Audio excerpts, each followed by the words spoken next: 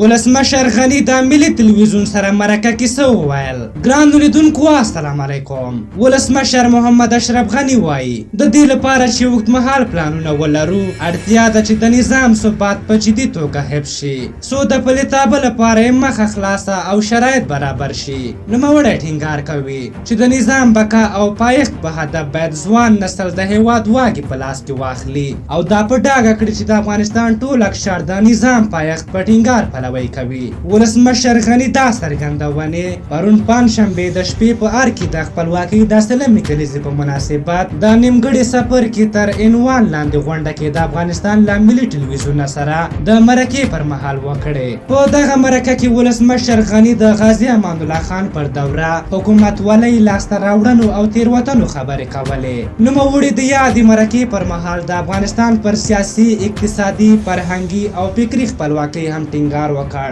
څو په خبره یې افغانستان د هر اړخیزې خپلواکۍ په لرلو سره په نړیواله کچه خپل هویت تثبیت کړي. ولسمشر غني په دې اړه وویل افغانستان سیاسي استقلال ته ضرورت لري چې خپل سیاسي موجودیت په ډاګه کړي.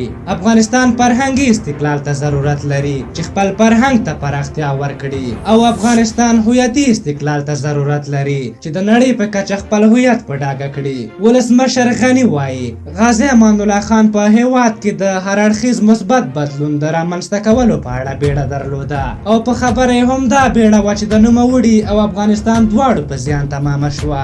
دغه راز ولسمشر غني د غازي امان الله خان دورې هغه نیمګړي فصل ته په اشارې سره چې نوموړی په بشپړولو ټینګار کوي زیاته کړه چې دغه فصل په افغانستان کې د یو باثباته نظام رامنځته کول او د پایښت په هدف یې د لارو چارو مطرح کول دي. نوموړي په دې اړه زیاته کړه د امان الله خان هغه هیله چې زه یې غواړم پوره کړم دا ده چې افغانستان باید د یو باثباته نظام څښتن شي او هغه جمهوریت دی. د جمهوریت په ټینګېدو سره افغانستان ثبات ته رسیږي. ولسمشر غني د مرکې پر مهال د سولې پروسې له لارې د طالبانو بیرته راتګ ته اشاره وکړه او زیاته یې کړه چې د دوی راتګ باید د افغانستان د وروسته تګ په معنا نه وي.